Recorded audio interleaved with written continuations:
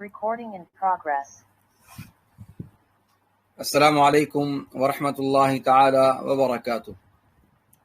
الحمد للہ رب العالمین والصلاة والسلام علی اشرف الانبیاء وامام المرسلین نبینا وقدوتنا محمد بن عبد اللہ الامین وعلی آلہ وصحبہ الغر المیامین ومن تبعہم وتابعیہم بإحسان الی یوم الدین، اما بعد۔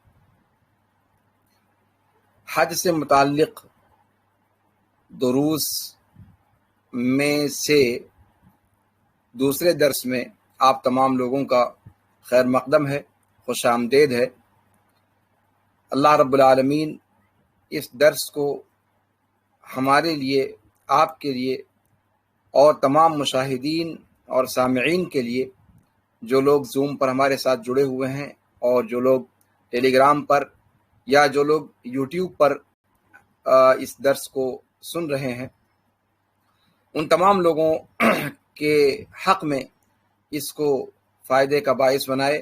اللہ رب العالمین اس عظیم عبادت کو صحیح طریقے سے سمجھ کر ادا کرنے اور اس کے احکام کو معلوم کر کے اس کی حکمتوں اور فضیلتوں کو نگاہ میں رکھ کر اس فریضے کو انجام دینے کی توفیق عطا فرمائے۔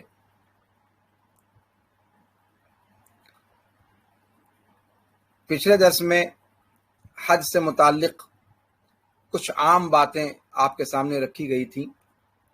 آج کے درس میں انشاءاللہ العزیز اسی سلسلے کو مزید آگے بڑھاتے ہوئے حج کے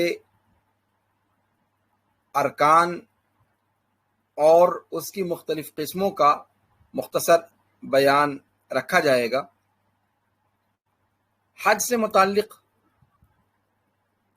اہداف اور اس کے اغراض پر پچھلے ہفتے گفتگو کی گئی تھی۔ آج کے درس میں انشاءاللہ وہیں سے سلسلے کو آگے بڑھاتے ہیں کہ حج یہ ایک عظیم عبادت اللہ رب العالمین نے رکھی ہے، اور یہ عظیم رکن قرآن کریم کی آیت وَلِلَّهِ عَلَى النَّاسِ حِجُّ الْبَيْتِ مَنِ اسْتَطَاعَ إِلَيْهِ سَبِيلًا سے ہمیں سمجھ میں آتا ہے کہ اسے فرض کیا گیا ہے۔ قرآن کریم کے ذریعے سے، اللہ کے رسول صلی اللہ علیہ وسلم کی احادیث کے ذریعے سے اور اجماع امت سے اس کی رکنیت اور اس کا اسلام کا ایک عظیم رکن ہونا ثابت ہوتا ہے۔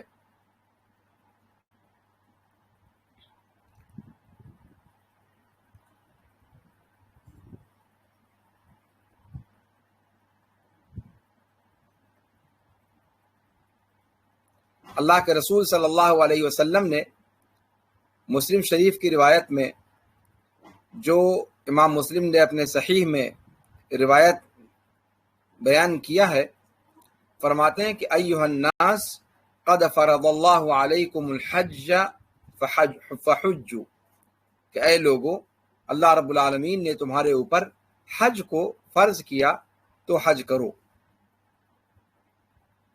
اسماعیلی نے مسند الفاروق کے اندر صحیح سند سے عمر بن الخطاب رضی اللہ تعالی عنہ وارضاہ سے روایت بیان کی ہے کہ انہوں نے فرمایا، من اطاق الحج ولم يحج فسواء علیہ یہودیا مات او نصرانیا، کہ جس کے پاس حج کی سکت اللہ رب العالمین نے عطا کی، استطاعت عطا کی، حج کر سکنے کی پوزیشن میں اللہ نے جسے رکھا، اور وہ حج اور اس نے حج نہیں کیا، تو پھر وہ خواہ یہودی ہو کر مرے یا نصرانی ہو کر، اس کے اوپر برابر ہے۔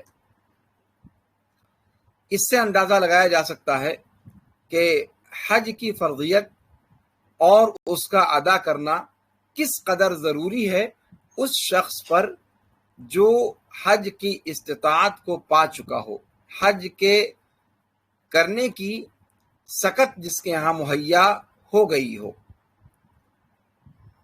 عمر بن الخطاب رضی اللہ تعالی عنہ سے یہی بات امام اوزاعی کے طریق سے مسند الفاروق کے اندر حافظ ابن کثیر رحمہ اللہ نے نقل کی ہے.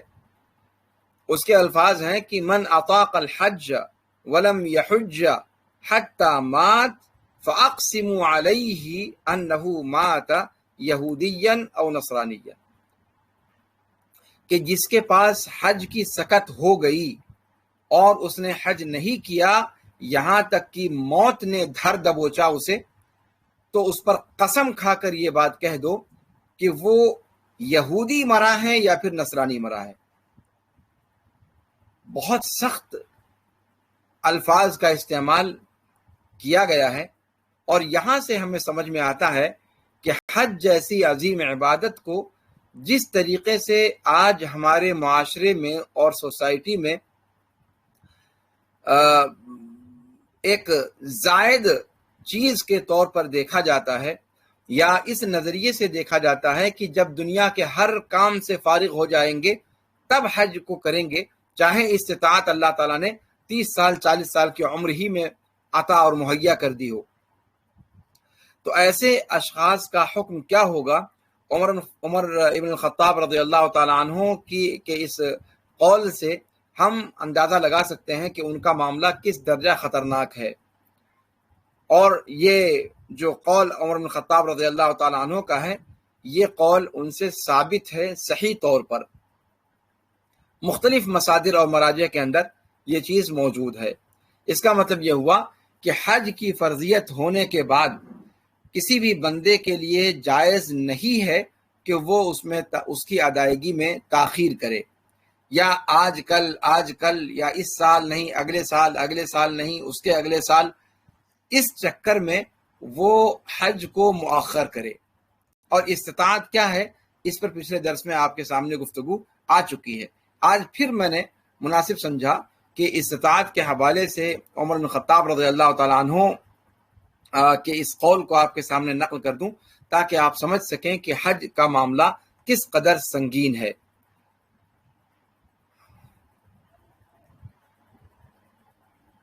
حج 4 طریقے کا حج کے ارکان پر ہم گفتگو اب کرتے ہیں کہ حج کے ارکان کیا ہیں اور حج کی اقسام کیا ہیں. حج کے طریقے پر گفتگو کرتے ہوئے اس سے پہلے ضروری ہے کہ ہم اس کے اقسام پر گفتگو کر لیں. آپ جانتے ہیں کہ حج کی 3 قسمیں ہیں. حج 3 قسموں پر مشتمل ہے. ان 3 قسموں میں سے کوئی بھی قسم ہم حج کے لیے اختیار کر سکتے ہیں، اور وہ 3 قسمیں کیا ہیں؟ حج افراد، حج تمتع اور حج قران. حج کی یہ 3 قسمیں ہوتی ہیں، اور ان تینوں قسموں میں سے کسی بھی قسم کا حج کیا جائے کوئی حرج کی بات نہیں ہے، اور ان تینوں قسموں میں سے کسی بھی قسم کے حج کو کرنا یہ اللہ کے رسول صلی اللہ علیہ وسلم سے صحیح اسناد سے ثابت ہے. حج تمتع، حج قران اور حج افراد 3 قسمیں حج کی ہوتی ہیں، لیکن ان میں سے پہلے ہماری گفتگو اس قسم پر ہوگی جو قسم ان تینوں میں سب سے افضل اور سب سے زیادہ بہتر ہے، اور جسے سب سے زیادہ لوگ آج کل کرتے ہیں. خاص طور سے بر صغیر سے جانے والے لوگ، بر صغیر ہند و پاک، بنگلہ دیش اور نیپال وغیرہ سے جو حجاج کرام جاتے ہیں، وہ عام طور سے جس حج کو یا حج کی جس قسم کو ادا کرتے ہیں اس قسم پر ہم گفتگو پہلے مقدم رکھیں گے اور اس پر بات کریں گے، اس لیے کہ عام طور سے سارے کے سارے حجاج کرام اسی حج کی ادائیگی کے لیے تشریف لے جاتے ہیں، اور یہی افضل حج بھی ہے. اور یہ کون سا حج ہے؟ حج تمتع. حج تمتع. تو ہماری گفتگو انشاءاللہ حج تمتع پر ہوگی پہلے، اور حج تمتع کے مسائل ذکر کرنے کے بعد پھر انشاءاللہ بقیہ اقسام پر انشاءاللہ گفتگو کی جائے گی۔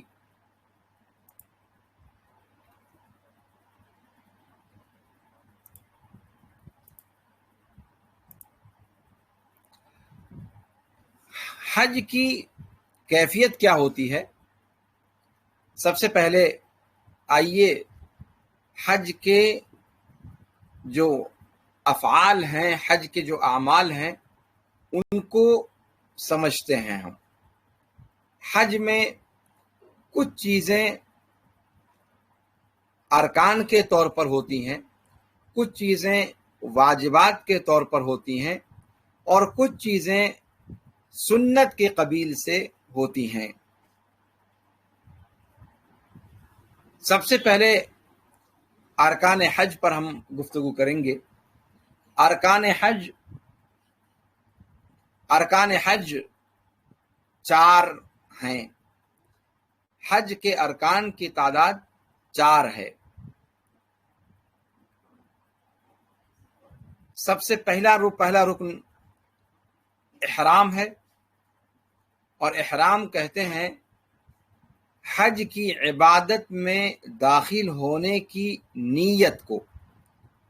احرام کہتے ہیں حج کی عبادت میں داخل ہونے کی نیت کرنے کو احرام کہا جاتا ہے۔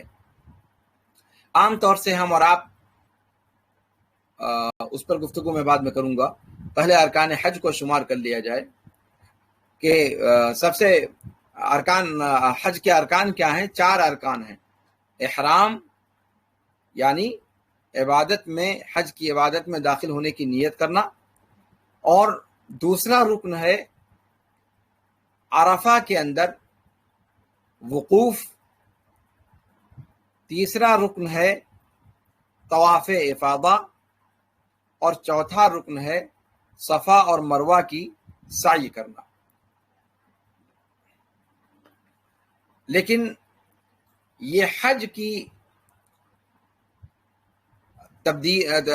کے بارے میں یہ تفصیل ہے، اور ظاہر سی بات ہے تمتع کرنے والا، جیسا کہ میں نے بتایا آپ سے کہ حج کی 3 قسمیں ہیں: حج تمتع، حج قران اور حج افراد۔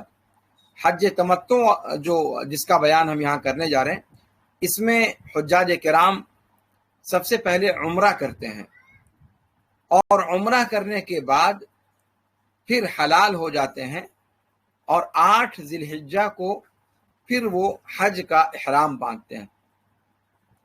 تو حج ان کا در حقیقت شروع 8 ذی الحجہ کو ہوتا ہے، لیکن اس 8 ذی الحجہ کو حج کی نیت کرنا اور حج کے لیے نکلنے سے پہلے تمتع کرنے والا عمرہ پہلے کرتا ہے۔ جیسا کہ آپ سبھی لوگ جانتے ہیں کہ نیپال سے، ہندوستان سے اور تمام ممالک سے ادھر سے جو حجاج کرام جاتے ہیں، یہ پہنچنے کے بعد پہلا کام یہ کرتے ہیں کہ وہ عمرہ کرتے ہیں۔ اپنے اپنے ملکوں سے جب وہ سعودی عرب کا رخ کرتے ہیں تو جو احرام وہ باندھتے ہیں وہ احرام عمرے کا احرام ہوتا ہے، وہ حج کا نہیں ہوتا، اس لیے کہ حج کا دن ابھی آیا ہی نہیں۔ حج کی شروعات 8 ذی الحجہ کو ہوتی ہے، جس کو یوم الترویہ کہا جاتا ہے۔ اس سے پہلے یہ حجاج کرام سفر کے لیے نکلتے ہیں۔ تو یہ حجاج کرام جو اپنے اپنے وطنوں سے احرام کی حالت میں نکلتے ہیں اور اپنے اپنے میقات سے تلبیہ پکار کر کے پھر وہ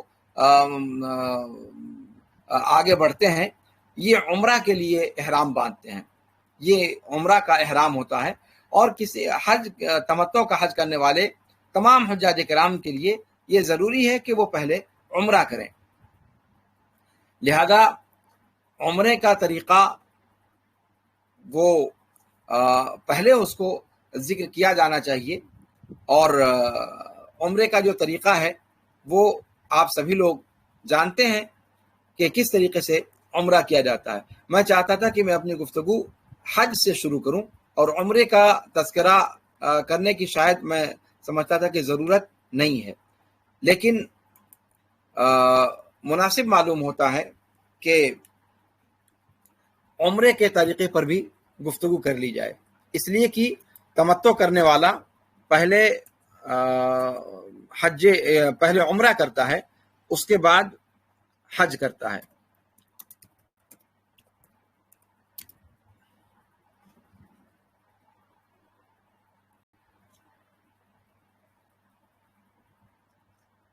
اور یہاں سے میں چاہتا ہوں کہ پہلے عمرے کا طریقہ آپ حضرات کے سامنے بیان کر دوں۔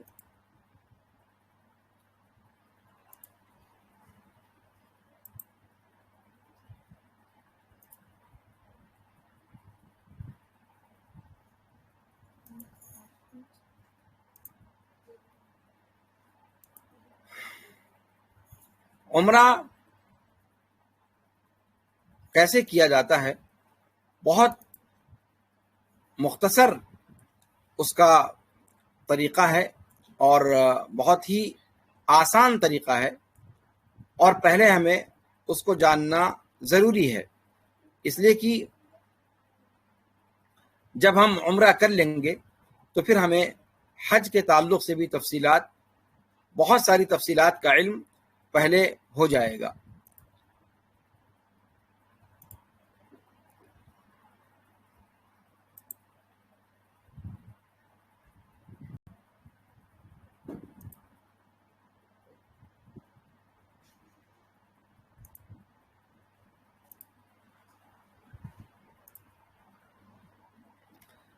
عمرہ،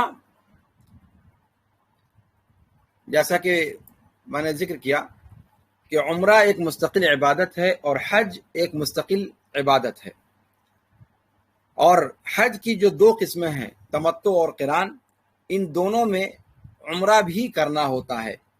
حج افراد جو حج کی ایک قسم ہے، اس کے اندر صرف حج کرنا ہوتا ہے، اس میں عمرہ نہیں ہوتا، لیکن حج کی جو دو بقیہ اور قسمیں ہیں، حج تمتع اور حج قران، اس کے اندر عمرہ کرنا ہوتا ہے۔ اور عمرہ کی جو عبادت ہے، یہ عبادت سال بھر انجام دی جا سکتی ہے۔ حج کی طرح سے یہ مخصوص اوقات میں یا مخصوص ایام میں اسے کرنے کی ہی اسے کیا جا سکتا ہے، ایسا معاملہ نہیں ہے۔ اور سال کے 12 مہینے میں بطور خاص رمضان المبارک میں اس کی ایک خاص اہمیت اور ایک خاص فضیلت ہے، اس لیے عمرہ رمضان میں بطور خاص ادا کرنے کی لوگ کوشش کرتے ہیں۔ عمرہ ایک عظیم عبادت ہے۔ اللہ کے رسول صلی اللہ علیہ وسلم کا ارشاد گرامی ہے کہ عمرہ سے عمرہ تک، ایک عمرہ اپنے سے بعد والے عمرے تک کے لیے کفارہ ہے، اور حج مبرور اس کا بدلہ سوائے جنت کے کچھ اور نہیں۔ متفق علیہ روایت ہے۔ اسی طریقے سے اللہ کے رسول صلی اللہ علیہ وسلم کا ارشاد گرامی ہے کہ رمضان میں عمرے کی عبادت ادا کرنا حج کے برابر ہے۔ متفق علیہ روایت۔ تو یہ ہے عمرہ کی فضیلت۔ تو ایک حاجی جب اپنے ملک سے حج کی نیت سے نکلتا ہے تو وہ پہلے عمرہ کرتا ہے، اور عمرہ کرنے کے بعد پھر حلال ہو جاتا ہے، اور 8 ذی الحجہ کو پھر وہ حج کا احرام باندھتا ہے۔ تو آئیے اب دیکھتے ہیں کہ عمرہ کیسے کیا جاتا ہے۔ عمرہ کے 3 ارکان ہیں۔ عمرہ کے 3 ارکان ہیں۔ سب سے پہلا رکن احرام باندھنا، دوسرا رکن بیت اللہ شریف کا طواف کرنا، اور تیسرا رکن صفا اور مروہ کی سعی کرنا۔ یہ 3 ارکان ہیں جن کو عمرے کی عبادت کی انجام دہی کے لیے کرنا از بس ضروری ہے۔ احرام، یہ کہتے ہیں عمرے کی عبادت میں داخل ہونے کی نیت کرنا۔ احرام در حقیقت اس کپڑے کا نام نہیں ہے جو کپڑا ایک عمرہ کرنے والا اپنے بدن پر لگاتا ہے، جو سفید 2 چادروں کی شکل میں ہوتا ہے۔ عام طور سے جب ہم احرام پہننا کہتے ہیں یا احرام کا ذکر کرتے ہیں تو ہمارے ذہن میں وہی چیز آتی ہے، لیکن یہ حقیقت نہیں ہے۔ احرام در حقیقت عمرہ یا حج کی نیت کو کہا جاتا ہے۔ حج کی عبادت میں یا عمرے کی عبادت میں داخل ہونے کی نیت کو احرام کہا جاتا ہے، اور اس نیت کا اعلان انسان کیسے کرتا ہے؟ احرام کے کپڑوں کو پہن کر کے، جو کپڑے 2 چادروں کی شکل میں ہوتے ہیں، اور اپنی زبان سے تلبیہ پکار کر۔ تلبیہ جس کو لبیک کہا جاتا ہے، وہ عمرہ میں بھی ہے اور حج کے اندر بھی ہے۔ عمرہ میں انسان جب میقات پر پہنچے تو میقات پر پہنچنے کے بعد وہاں پر یا اس سے پہلے ہی احرام کا کپڑا پہنے رہے اور وہاں پہنچ کر میقات پر پہنچ کر وضو کر کے 2 گانا ادا کرے، 2 رکعت نماز ادا کرے، اور اس کے بعد لبیک عمرتن کہہ کر کے اس کے بعد لبیک اللہم لبیک لبیک لا شریک لک لبیک ان الحمد والنعمت لک والملک لا شریک لک، یہ تلبیہ پکارے۔ تو یہ لبیک عمرتن جو شروع میں کہتے ہیں، یہ در حقیقت عمرے کی نیت کا اپنی زبان کے ذریعے سے اظہار ہے۔ جیسے عمرے کی نیت کا اظہار کپڑے کی شکل میں بھی ہوتا ہے، لیکن اصل جو نیت ہے وہ دل کے ارادے کا نام ہے، اور دل کے ارادے کی نیت اسی کو در حقیقت احرام کہا جاتا ہے، اور وہی عمرہ یا حج کا رکن اساسی ہے۔ اس کے بعد جس حاجی کو جس میقات سے گزرنا ہے، اس میقات سے پہلے یا اس میقات پر اسے ضروری ہے کہ وہ اپنے عام کپڑوں سے نکل کر، عام کپڑوں کو اتار کر وہ احرام کے کپڑے میں آ جائے۔ اگر عورت ہے تو وہ عام کپڑے اپنا پہنے رہے گی، اپنا نقاب بھی لگائے رہے گی، یعنی برقع جس کو کہا جاتا ہے، لیکن اوپر کا حصہ جو خاص طور سے عورتیں لگاتی ہیں، وہ اوپر کا حصہ نوز پیس جس کو کہا جاتا ہے، وہ عورت نکال دے گی اور عام ایک بڑی سی چادر اوڑھ لے گی، اور اسی طریقے سے دستانے وغیرہ اگر عورت پہنی ہوئی ہے تو دستانوں کو اور پیر کے موزوں کو نکال دے گی۔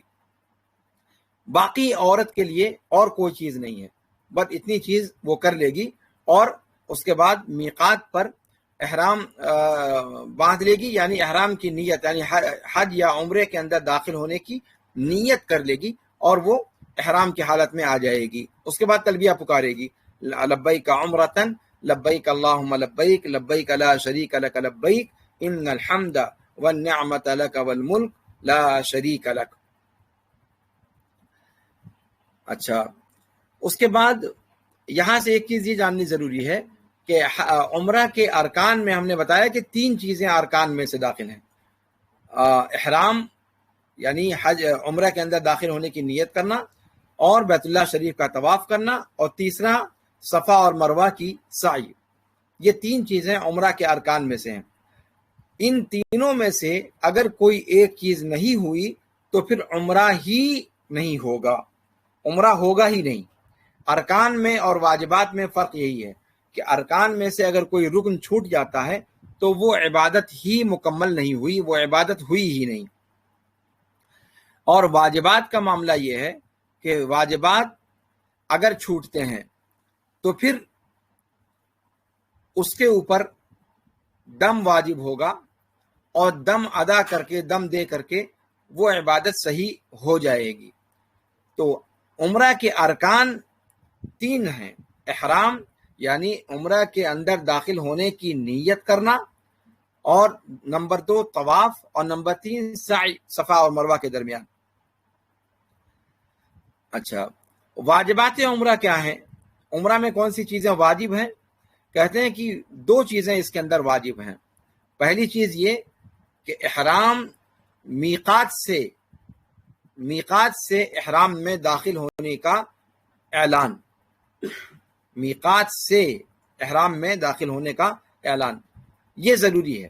میقات سے تجاوز نہ کریں۔ میقات جو متعین ہے، اللہ کے رسول صلی اللہ علیہ وسلم نے جو مواقیت متعین کیے، اس پر انشاءاللہ گفتگو تفصیل سے کی جائے گی بعد میں۔ تو میقات سے تجاوز کرنے سے پہلے احرام کے اندر داخل ہونا یہ واجب ہے۔ عمرے کی نیت میں داخل ہونے کی نیت، عمرے کی عبادت میں داخل ہونے کی نیت مطلق یہ رکن ہے، اور میقات سے احرام میں داخل ہونے کا اعلان یہ واجب ہے۔ اگر احرام کی نیت کوئی کر لیتا ہے لیکن میقات سے تجاوز کر جاتا ہے اور وہ عام کپڑوں میں ہے اور وہ کپڑے جو احرام کی حالت میں پہننے کے ہیں اگر وہ نہیں پہنتا ہے تو پھر وہ گویا عبادت میں تو داخل ہو گیا لیکن اس نے عمرے کے واجبات میں سے ایک واجب کو ادا نہیں کیا، اور وہ کیا ہے کہ عام بغیر سلے ہوئے 2 کپڑے، چادر اور نیچے ازار، وہ جو پہننے کا حکم آیا ہے اس حکم کی بجا آوری اس نے نہیں کی، لہذا اس کا عمرہ صحیح ہونے کے لیے ضروری ہوگا کہ وہ دم ادا کرے، اس کے اوپر دم واجب ہو جائے گا۔ تو یہ ہے فرق رکن میں اور واجب میں۔ رکن یہ ہے کہ وہ احرام میں داخل ہونے کی نیت کرے اور میقات سے احرام میں داخل ہونے کا عملاً اظہار، اس کے کپڑے پہننا، اس کا تلبیہ پکارنا اور جو چیزیں احرام کی حالت میں حرام ہیں ان چیزوں سے بچنے کا قصد کرنا میقات سے، یہ واجب ہے۔ دوسرا واجب ہے حلق اور تقصیر، حلق یا تقصیر، یعنی جب طواف اور صفا اور مروہ کے درمیان سعی سے فارغ ہو جائے ایک آدمی تو اس کے بعد اپنے سر کے بالوں کو مڈوانا یہ زیادہ بہتر ہے، یا پھر اپنے پورے سر کے بالوں میں سے بالوں کو چھوٹا کروانا، ان میں سے کوئی ایک کرنا زیادہ ضروری ہے۔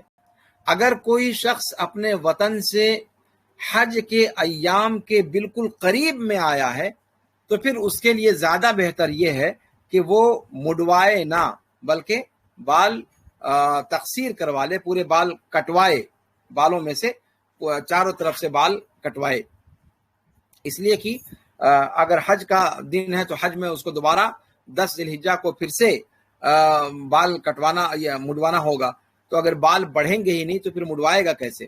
تو اس لیے اگر بالکل قریب میں کوئی عمرہ کرتا ہے، حج کے لیے گیا ہے اور عمرہ کرتا ہے تو اس کے لیے تقصیر کرنا زیادہ مناسب ہے۔ اچھا،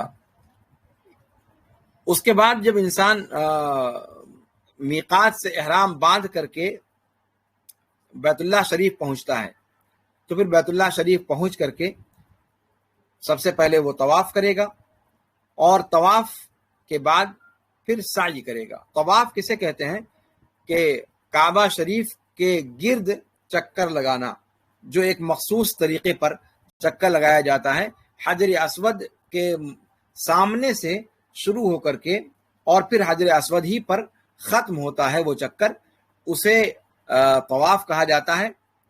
اور طواف ایک حج کرنے والا یا عمرہ ادا کرنے والا بطور خاص حج اور عمرہ کے رکن کے طور پر اس کو ادا کرتا ہے، اور طواف میں ضروری ہے کہ پورے کعبے کا طواف کیا جائے۔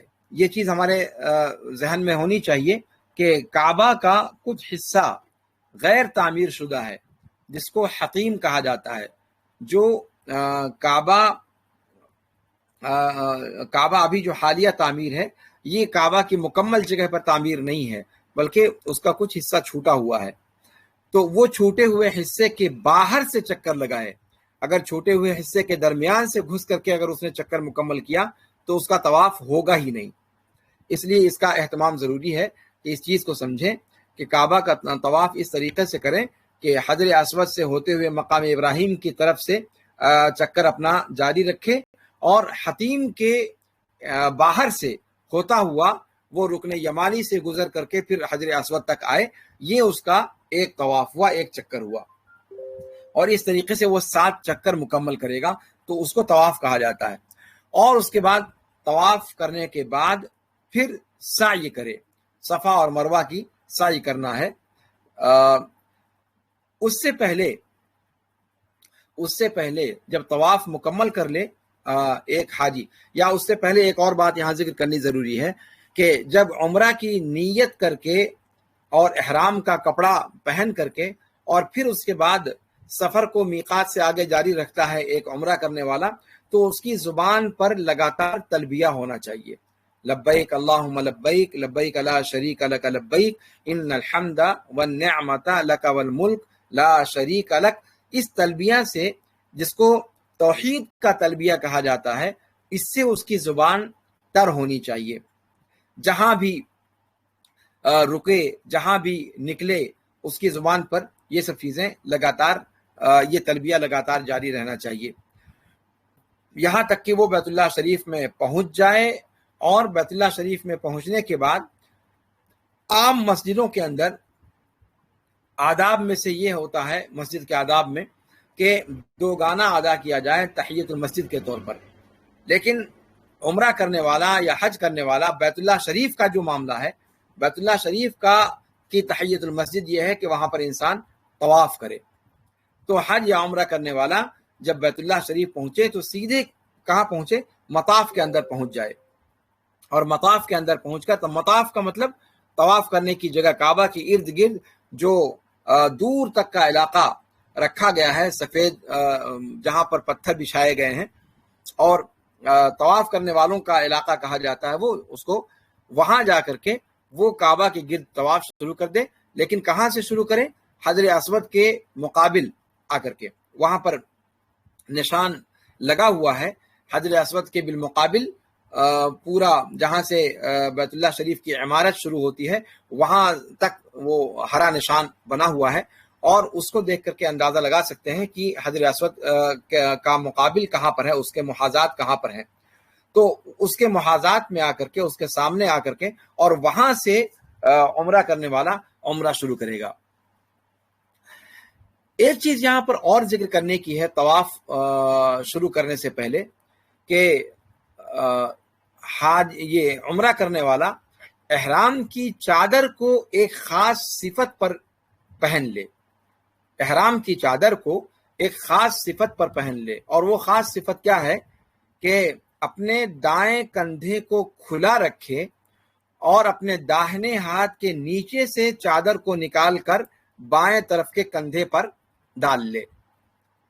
یہ ضروری ہے، طواف شروع کرنے سے پہلے وہ اپنے اوپر جو بدن پہ جو چادر اوڑھے ہوا ہے، اس چادر کو اپنے دائیں ہاتھ کے نیچے سے کر کے بائیں طرف کے کندھے پر ڈال لے، اپنا دایاں کندھا کھلا رکھے۔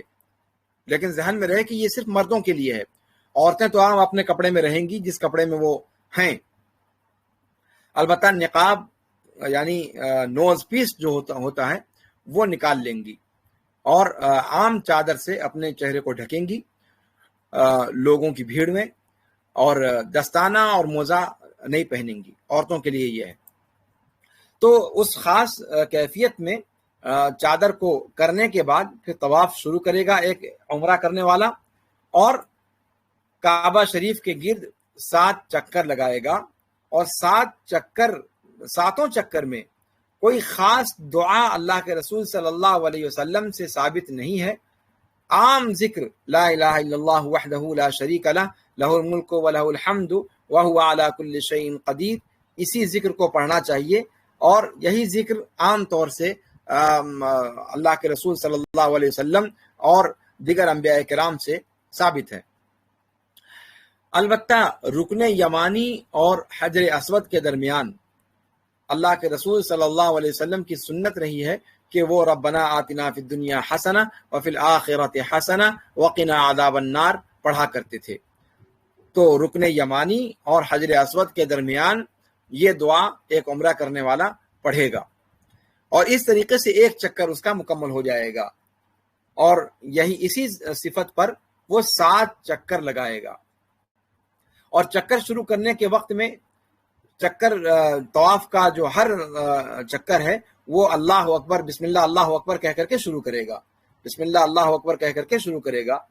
اگر حجر اسود کے پاس ہے اور آسانی سے بوسہ لے سکتا ہے اس کا، تو آسانی سے وہ بوسہ لے گا، یا پھر ہاتھ میں اگر لاٹھی واٹھی یا ڈنڈا ونڈا ایسی کوئی چیز ہے اس سے پہنچ سکتا ہے تو اس سے چھو لے گا حجر اسود کو۔ اور اگر نہیں، یہ شکل نہیں ممکن ہے، جیسا کہ عام طور پر بھیڑ میں اس صفت کو اختیار کرنا مشکل ہوتا ہے، تو پھر وہ صرف اشارہ کر کے اللہ اکبر کہہ کر کے، بسم اللہ اللہ اکبر کہہ کر کے وہ آگے اگلا چکر شروع کر دے گا۔ یہ طواف کا طریقہ ہے۔ اسی طریقے پر ہر چکر کو شروع کرے گا اور ختم کرے گا حجر اسود پر، حجر اسود سے شروع کر کے حجر اسود پر ختم کرے گا. اس طریقے سے 7 چکر لگا لے گا، اور یہ 7 چکر لگانے کے بعد اس کا طواف مکمل ہو جائے گا. اور طواف کا آخری چکر مکمل ہونے کے بعد بھی مکمل ہونے کا اظہار بسم اللہ اللہ اکبر کہہ کر کے یا اللہ اکبر کہہ کر کے وہ کرے گا.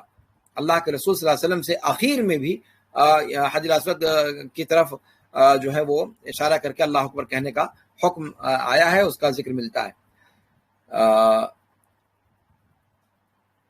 ایک چیز یہاں پر جو ذکر کرنے کی ہے وہ یہ کہ رکن یمانی پر ایسی کوئی چیز نہیں ہے کہ وہاں پر بھیڑ لگائی جائے. رکن یمانی پر بہت سے لوگ جاتے ہیں اور وہاں پر بھی ازدحام کرتے ہیں. وہاں پر ازدحام کرنے کی کوئی ضرورت نہیں ہے، بلکہ وہاں سے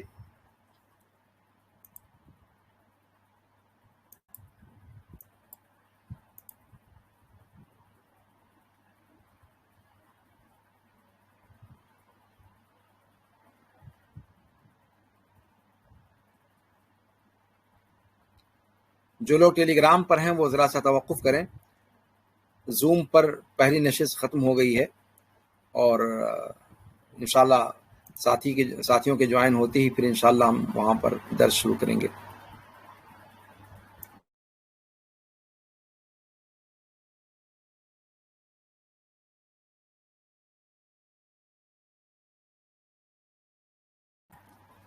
جی، تو گفتگو چل رہی تھی طواف پر، اور طواف کے تعلق سے یہ بات ذکر کی گئی کہ کس طریقے سے حجاج کرام کو طواف کرنا ہے.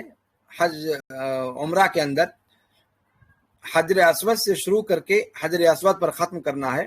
رکن یمانی پر ازدحام کرنے کی ضرورت نہیں ہے، اور حتیم کے باہر سے چکر کو پورا کرنا ہے، حتیم کے اندر سے نہیں، اس لیے کہ وہ کعبہ کا حصہ ہے حتیم. یہ چیز ذہن میں رکھنے کی ہے. اس طریقے سے اپنے 7 چکر مکمل کرے گا ایک حاجی. اور طواف مکمل ہو جانے کے بعد طواف میں جیسا کہ میں نے کہا کہ کوئی خاص دعا اللہ کے رسول صلی اللہ علیہ وسلم سے ثابت نہیں ہے. لا الہ الا اللہ وحدہ لا شریک لہ لہ الملک ولہ الحمد وہو علی کل شیء قدیر کے علاوہ. اس لیے وہ لوگ جو اپنی اپنی لال پیلی پوتھیاں لے کر کے جاتے ہیں اور ان پوتھیوں کو پڑھ پڑھ کر کے اس میں ہر چکر کے لیے الگ الگ دعا کا اہتمام کرتے ہیں، اور اس کا بہت زیادہ جو ہے اس کو ایک طریقے سے ضروری اور فرض سمجھتے ہیں.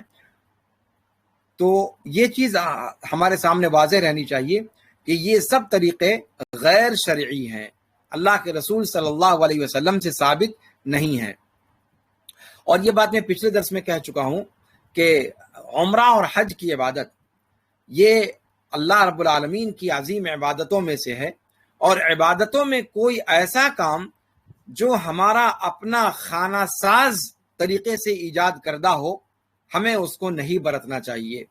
ہمیں اسی طریقے پر حج کرنا چاہیے جس طریقے پر اللہ کے رسول صلی اللہ علیہ وسلم نے کیا ہے. آپ صلی اللہ علیہ وسلم نے اپنے حج میں فرمایا تھا بار بار خذوا عنی مناسککم، خذوا عنی مناسککم، کہ اے صحابہ کرام اپنے عبادت کے طریقے مجھ سے، یعنی حج کی عبادت میں کیا کیا کرنا ہے ان چیزوں کو مجھ سے لو، مجھ سے حاصل کرو، مجھے دیکھو کہ کیسے کیسے میں کر رہا ہوں اور ویسے ویسے کرو. تو اس لیے عمرے میں اور حج میں 2 ہی عبادت ہے، ایک نماز اور ایک حج، جس میں اللہ کے رسول صلی اللہ علیہ وسلم نے اس قسم کی سختی برتی ہے. نماز کے بارے میں آپ صلی اللہ علیہ وسلم نے فرمایا کہ صلو کما رأیتمونی اصلی، کہ نماز اس طریقے پر ہی ادا کرو جس طریقے پر مجھے ادا کرتے ہوئے مشاہدہ کر رہے ہو. اور دوسری بات، دوسرا یہی قول تقریباً اللہ کے رسول صلی اللہ علیہ وسلم نے حج کے بارے میں فرمایا، خذوا عنی مناسککم، خذوا عنی مناسککم، کہ حج اور عمرہ میں کیا چیزیں کرنی ہیں، کیسے کرنی ہیں، اس کو مجھ سے دیکھ کر کے لو، مجھ سے حاصل کرو. یعنی اللہ کے رسول صلی اللہ علیہ وسلم نے جس رکن کو، جس واجب کو، جس صفت کو جس طریقے پر اختیار کیا اس طریقے پر ہی ہمیں اختیار کرنا ہوگا۔ اپنی طرف سے اپنی عقل کو گھسیڑنا اور اس میں اپنی خانہ ساز دعاؤں کو داخل کرنا اور اپنے من گھڑت طریقوں کو داخل کرنا، یہ بہت بڑی جرأت کی بات ہے، اور ایک عمرہ کرنے والے اور حج کرنے والے کے اوپر واجب ہے کہ اپنے آپ کو ان چیزوں سے دور رکھے۔ تو جیسا کہ ذکر کیا کہ طواف کی کوئی خاص دعا نہیں ہے، بلکہ اللہ کے رسول صلی اللہ علیہ وسلم بسم اللہ اللہ اکبر کہہ کر کے شروع کرتے تھے، اور پھر اپنے چکر میں عام طور سے اللہ کا ذکر بلند کرتے تھے، لا الہ الا اللہ وحدہ لا شریک لہ لہ الملک و لہ الحمد وہو علی کل شیء قدیر، یہ تین طرف سے اپنے چکر میں یہی پڑھتے تھے۔ اور چوتھا کونا یعنی جو رکن یمانی سے حجر اسود کے درمیان والا جو کونا ہے، چوکور ہے آپ جیسا کہ جانتے ہیں خانہ کعبہ، تو تین کونوں تک تو لا الہ الا اللہ وحدہ لا شریک لہ لہ الملک و لہ الحمد وہو علی کل شیء قدیر ہی پڑھتا رہے گا ایک عمرہ کرنے والا یا حج کرنے والا، یعنی اپنے طواف میں۔ اور رکن یمانی سے حجر اسود تک جو تیسرے کونے اور چوتھے کونے کو کے درمیان کا حصہ ہے، اس میں وہ ربنا آتنا فی الدنیا حسنہ وفی الآخرۃ حسنہ وقنا عذاب النار، بس یہ دعا پڑھے گا۔ اگر اس کے علاوہ اس کی طبیعت چاہے تو کہیں سے بھی قرآن کی تلاوت کر سکتا ہے، اگر کوئی اپنی دعا ہے، اپنی ضرورت ہے تو وہ رکھ سکتا ہے، لیکن پہلے چکر کی کچھ خاص دعائیں، دوسرے چکر کی کچھ خاص دعائیں، تیسرے چکر کی کچھ خاص دعائیں، اور ان دعاؤں کے لیے لال پیلی پوتھیاں اپنے ہاتھوں میں رکھنا اور بھیڑ لگا کر کے اور باقی لوگوں کو زحمت میں ڈال کر کے اور ان چیزوں کو مکمل کرنے کا اہتمام کرنا، یہ ساری کی ساری چیزیں غیر شرعی ہیں اور اس کا کوئی ثبوت قرآن و سنت کے اندر نہیں ہے۔ تو طواف مکمل کر لینے کے بعد اس کے بعد وہ زمزم پیے گا، جی بھر کے زمزم پیے، آسودہ ہو کر کے زمزم پیے، اور پھر اللہ رب العالمین سے دعا کرے، جو دعا وہ کرنا چاہتا ہے اللہ رب العالمین سے دعا کرے، اور اس کے بعد مقام ابراہیم کے پیچھے اگر موقع مل جائے تو زیادہ بہتر ہے، ورنہ کہیں پر بھی مسجد حرام میں وہ دو گانا ادا کر لے، 2 رکعت نماز پڑھ لے، سنت پڑھ لے طواف سے فارغ ہو کر، اور اس کے بعد پھر مسعی کا رخ کرے، یعنی صفا اور مروہ کی سعی کے لیے وہ مسعی کی طرف بڑھے، اور وہاں جا کر صفا پر چڑھنے کی کوشش کرے جہاں تک وہ چڑھ سکتا ہے، اور وہاں چڑھنے کے بعد کعبہ کا رخ کر کے، کعبہ کی طرف منہ کر کے وہ سعی کی شروعات کرے گا۔ وہاں پر وہ اللہ کے رسول صلی اللہ علیہ وسلم نے جیسے فرمایا تھا ویسے کہہ کر کے، اور پھر وہاں سے سعی کا آغاز کرے گا۔ وہاں پر بسم اللہ اللہ اکبر کا اشارہ کر کے کہے گا کعبہ کی طرف، اور وہاں پر یہ آیت کریمہ پڑھے گا، ان الصفا والمروۃ من شعائر اللہ فمن حج البیت او اعتمر فلا جناح علیہ ان یطوف بہما ومن تطوع خیرا فان اللہ شاکر علیم۔ اس کے بعد وہاں پر وہ دعا کرے گا، جو دعا بھی کرنا چاہے، اور اس کا ذکر انشاءاللہ میں حج کے سیاق میں بھی کروں گا کہ یہ سب جگہیں دعا کی قبولیت کی جگہوں میں سے ہیں، عمرے کے اندر بھی اور حج کے اندر بھی۔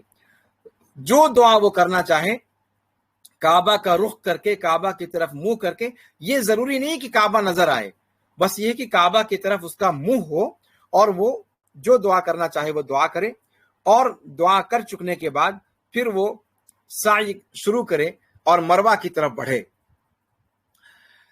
صفا سے اتر کر کے جب مروہ کی طرف بڑھے گا تو صفا سے اترنے کے تھوڑی ہی دیر کے بعد وہ جگہ آئے گی جہاں پر ذرا سا تیز رفتاری کے ساتھ دوڑنے کا حکم آیا ہے، مسنون طریقہ ہے کہ وہاں سے تھوڑی جگہ ہے صفا سے اترنے کے بعد جہاں سے کعبہ نظر آنے لگتا ہے، تو کعبہ جہاں تک نظر آتا ہے وہاں تک نشان لگا ہوا ہے آج کل کے زمانے میں۔ اس وقت جو ہے حکومت نے اس کو نمایاں کر دیا ہے، جہاں سے دوڑ شروع کرنی ہے اور جہاں تک دوڑ ختم کرنی ہے، ان دونوں کے درمیان ہرا نشان، ہری بتیاں لگی ہوئی ہیں۔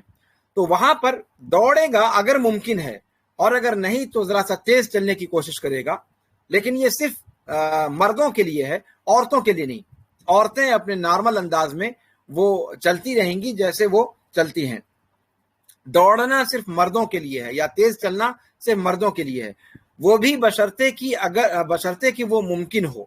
اگر ازدحام بہت زیادہ ہے اور اس کی گنجائش نہیں ہے تو دوڑنے کے ایکشن میں رہے گا اور اسی پر اکتفا کرے گا، دوڑنے کی کوشش نہیں کرے گا، ورنہ لوگوں کو زحمت میں ڈالنا، یہ دوڑ لگانا یہ سنت ہے، اور اپنے کسی آس پاس کے آدمی کو اذیت پہنچانا، تکلیف پہنچانا یہ حرام ہے۔ اور اس چیز کو ذہن میں رکھیں کہ کسی سنت کو کرنے کے لیے کسی حرام کام کا ارتکاب یہ کسی صورت جائز نہیں ہے۔ اس لیے اگر جگہ خالی ہو، گنجائش ہو تو دوڑے گا، اگر گنجائش دوڑنے کی نہیں ہے، تیز چلنے کی ہے تو تیز چلے گا، اور اگر اس کی بھی گنجائش نہیں ہے تو وہ تیز چلنے کا ایکشن کر کے اس درمیان آگے بڑھے گا، لیکن اذیت میں کسی کو ڈالنا یہ اس کے لیے مناسب اور درست نہیں ہے۔ تو یہ علمین الاخضرین جو ہیں، یا دو جگہیں جہاں سے ہری بتیاں شروع ہوتی ہیں جہاں پر ختم ہوتی ہیں، اس دوران ذرا سا تیز چلنا ہوگا۔ اور یہ میں نے بتایا آپ سے کہ یہ مردوں کے لیے ہے، عورتوں کے لیے نہیں ہے۔ حالانکہ اس کی اصل اور عورت ہی سے ہے۔ حاجرہ علیہ الصلوۃ والسلام کی سنت یا ان کا طریقہ ہے یہ کہ وہ اپنے بیٹے اسماعیل کو جب وہ پیاس سے تڑپتے ہوئے کعبہ کے پاس جہاں لٹا کر آئی تھی، جب وہاں پر ان کی نظر پڑتی تھی اسماعیل علیہ الصلوۃ والسلام پر، تو وہ گھبرا گئی تھی، اور جہاں تک ان کا بچہ اسماعیل علیہ السلام جہاں تک ان کی نگاہ میں آتے تھے وہاں تک وہ کافی تیز رفتاری سے بھاگتی تھی، دوڑتی تھی پانی کی تلاش میں۔ تو یہ صفا اور مروہ کی سعی در حقیقت حاجرہ علیہ السلام کی یادگار ہے، اور یہ دوڑ جو انہوں نے لگائی تھی یہ اسماعیل علیہ الصلوۃ والسلام کے لیے پانی کی جستجو میں لگائی تھی، اور یہ ہم سبھی لوگ جانتے ہیں۔ اللہ رب العالمین کی قدرت دیکھیے اور عورت کا اسلام کے اندر مقام دیکھیے۔ یہاں سے ایک چیز یہ بھی سمجھ میں آتی ہے کہ عورت کی ہوئی چیز کو دنیا کے تمام مردوں کے لیے قیامت تک کے لیے اللہ رب العالمین نے اس کو عبادت کا ایک حصہ بنا دیا، اور تمام کے تمام مرد ان کی اقتدا کرتے ہیں آج حاجرہ علیہ الصلوۃ والسلام کی، اور خود عورتیں جن کی وجہ سے یہ چیز عمرے میں رکھی گئی، ان عورتوں کو اس دوڑ سے اللہ رب العالمین نے مستثنا رکھا ہے۔ یہاں سے عورتوں کے مقام پر بھی دلالت سمجھ میں آتی ہے اسلام کے اندر، کہ عورتوں کو اسلام نے جو مشہور کیا جاتا ہے کہ عورتوں کو ان کے حقوق نہیں دیے جاتے، در حقیقت اسلام نے عورت کو جس اعلیٰ اور عرفہ مقام پر رکھا ہے وہ ڈھکی چھپی چیز نہیں ہے، اور مختلف جگہوں سے اس چیز کا ثبوت ملتا ہے، جن میں سے ایک چیز یہ بھی ہے۔ تو سعی صفا سے شروع کر کے اور مروہ کی طرف بڑھتے ہوئے ان دو ہری جگہوں کے درمیان تیز دوڑے گا اگر ممکن ہے، اور اس کے بعد پھر نارمل رفتار سے آگے بڑھے گا، جب دوسرا نشان تجاوز کرے گا دوسرے نشان سے آگے بڑھے گا، اور صفا سے لے کر کے مروہ تک پہنچے گا، اور مروہ نامی پہاڑی پر پہنچ کر کے اور پھر وہاں بھی مروہ پر چڑھ کر اور کعبہ کا رخ کر کے اور وہاں پر اللہ رب العالمین سے دعا کرے گا۔ دھیان دیجئے گا کہ صفا سے مروہ تک ایک چکر مکمل ہو گیا۔ صفا اور مروہ کی سعی 7 مرتبہ کرنی ہے، جیسا کہ آپ سبھی لوگ جانتے ہیں، لیکن وہاں چکر صفا سے شروع کر کے صفا تک آنے کو نہیں کہتے، بلکہ صفا سے مروہ تک پہنچنے ہی کو ایک چکر شمار کیا جاتا ہے۔ تو مروہ پر چکر مکمل کرنے کے بعد کعبہ کا رخ کر کے اور پھر ایک عمرہ کرنے والا کھڑا ہو کر کے دعا کرے گا اللہ رب العالمین سے کعبہ رخ ہو کر، اور جو دعائیں کرنی ہیں اس کو وہ ساری کی ساری دعائیں کرنے کے وہ وہاں پر کرے گا، اور خاص طور سے اس بات کا اہتمام کیا جائے کہ اللہ کے رسول صلی اللہ علیہ وسلم کی جو مروی دعائیں ہیں ان دعاؤں کو کرے، یا پھر قرآن کریم کے اندر اللہ رب العالمین کے مقربین بندے اور اللہ رب العالمین کے انبیاء و رسول کے زبانوں پر جو دعائیں آئی ہوئی ہیں ان دعاؤں کو کرنے کا اہتمام کرے۔ اور اگر وہ سب چیزیں یاد نہیں ہیں تو پھر وہ اپنی مادری زبان کے اندر بھی جو دعا چاہے وہ دعا کر سکتا ہے۔ اللہ رب العالمین کے اوپر کوئی بھی زبان اجنبی نہیں ہے، اللہ رب العالمین کے لیے ساری زبانیں یکساں ہیں، تو اپنی مادری زبان کے اندر بھی عمرہ کرنے والا اللہ رب العالمین سے جو دعائیں مانگنی ہیں وہ دعا وہاں پر مانگے گا۔ بس دعا میں جو چیزیں خیال رکھنے کی ہیں وہ یہ کہ دعا میں حد سے تجاوز نہ کرے۔ کوئی بھی دعا کرنے والا جو دعا کے آداب میں سے ہے، عام طور سے جو دعا کے آداب میں سے ہے، ان آداب کا خیال وہاں بھی رکھا جائے گا۔ حد سے تجاوز دعا میں کیسے ہوتا ہے کہ کسی ایسی چیز کی دعا کرے بندہ جو اس کے لیے مانگنا مناسب اور درست نہیں ہے، حرام چیز کو طلب کر رہا ہے، یا پھر صلہ رحمی کو توڑنے والی چیز کی دعا کر رہا ہے، یا اللہ رب العالمین کی معصیت والی چیزوں کی دعا کر رہا ہے، تو ظاہر سی بات ہے یہ حد سے تجاوز کرنا ہے۔ اللہ رب العالمین سے دعا جائز چیزوں کی جائے، اللہ رب العالمین سے دعا حلال چیزوں کی جائے، اور اسی طریقے سے دعا میں جامعیت اختیار کرنا چاہیے۔ ایک ایک چیز کو نام لے کر کے اللہ رب العالمین سے مثال کے طور پر کوئی کہے اے اللہ ہمارا 2-4 گھر بنوا دے، اے اللہ 2-4 بیگھا زمین خریدوا دے، اے اللہ ہمارے جوتے اچھے خریدوا دے، اے اللہ ہمارے کپڑے خریدوا دے، اس طریقے کی دعا اللہ تعالیٰ سے نہیں کی جاتی۔ اللہ رب العالمین کی بارگاہ میں بندہ کھڑا ہے، اللہ رب العالمین کے وقار کا، اللہ رب العالمین کی شایان شان جو چیز ہو اور جس طریقے سے اس کو مانگنے کا سلیقہ سکھایا اللہ کے رسول صلی اللہ علیہ وسلم نے، انبیاء کرام نے، قرآن کریم کے اندر جو دعائیں آئی ہیں ان دعاؤں کو استعمال کرنا چاہیے۔ اسی لیے دیکھیں نا آپ طواف کے اندر کیا دعا اللہ کے رسول صلی اللہ علیہ وسلم نے سکھلائی، جو رکن یمانی اور حجر اسود کے درمیان پڑھتے ہیں، ربنا آتنا فی الدنیا حسنہ وفی الآخرۃ حسنہ وقنا عذاب النار۔ 3 جملوں کے اندر دنیا اور آخرت کی ساری بھلائیوں کو اللہ کے رسول صلی اللہ علیہ وسلم نے مانگنا سکھلا دیا۔ اے اللہ تو اس دنیا میں ہمیں اچھائی عطا فرما۔ اچھائی، اب وہ اچھائی مسکن کی ہو، ملبس کی ہو، ماکل کی ہو، مشرب کی ہو، وہ ساری کی ساری چیزیں اس میں داخل ہو گئیں۔ رہائش کے اعتبار سے اچھائی کیا ہے، پہننے اوڑھنے کے اعتبار سے اچھائی کیا ہے، کھانے پینے کے اعتبار سے اچھائی کیا ہے، صحت اور مرض کے حوالے سے اچھائی کیا ہے، وہ ساری کی ساری چیزیں اس کے اندر داخل ہو گئیں۔ حسنہ کا لفظ استعمال کیا تو کیا کہا، ربنا آتنا فی الدنیا حسنہ، اے اللہ اس دنیا میں ہمیں اچھائیاں عطا کر دے، اور اے اللہ آخرت میں ہمارے لیے اچھائیاں مہیا کر دے، اور جہنم کے عذاب سے ہمیں بچا لے۔ اس 3 جملے کے اندر ساری ضروریات جو آپ مانگ سکتے ہیں اور پٹارا کھول سکتے ہیں، جس کا 4 گھنٹے تک آپ اس کو بیان کر سکتے ہیں، اگر آپ غور کریں گے تو اس چھوٹی سی دعا کے اندر وہ ساری کی ساری چیزیں اللہ کے رسول صلی اللہ علیہ وسلم نے سکھلا دی ہیں۔ تو اس چیز کا اہتمام ضروری ہے کہ دعا جامع الفاظ کے ذریعے سے کی جائے، اور دعا کے اندر مبالغہ نہ کیا جائے، حد سے تجاوز نہ کیا جائے۔ اللہ رب العالمین حد سے تجاوز کرنے والوں کو پسند نہیں کرتا۔ آپ جانتے ہیں کہ اللہ کے رسول صلی اللہ علیہ وسلم کے زمانے میں صحابہ کرام میں سے کسی صحابی کا ایک بیٹا تھا، بچہ تھا، وہ یا کسی صحابی کا واقعہ ہے کہ وہ اللہ رب العالمین سے کہہ رہا تھا کہ اللہ جنت میں ہم کو ایسا محل دے جو ایسا ہو، اس طرح کی صفت پر ہو، جس کے دائیں یہ ہو، بائیں یہ ہو، آگے یہ ہو، پیچھے یہ ہو۔ اس قسم کی دعا اللہ کے رسول صلی اللہ علیہ وسلم نے روکا اس کو، اور اس چیز کی تنبیہ کی کہ دعا میں حد سے تجاوز نہیں کرنا چاہیے، بلکہ دعا کے آداب کا خیال رکھنا چاہیے۔ تو مروا پر کھڑا ہو کر کے ایک عمرہ کرنے والا اللہ رب العالمین سے جو دعا کرنا چاہے وہ دعا کرے، دوسرا چکر شروع کرنے کی جلدی نہ کرے، اس لیے کہ زندگی میں ایک بار جو ہے آپ کو یہ سعادت نصیب کی ہے، اس رکن کو اس طریقے پر ادا کریں جس طریقے پر، جس کیفیت پر رسول پاک صلی اللہ علیہ وسلم نے سکھلایا ہے۔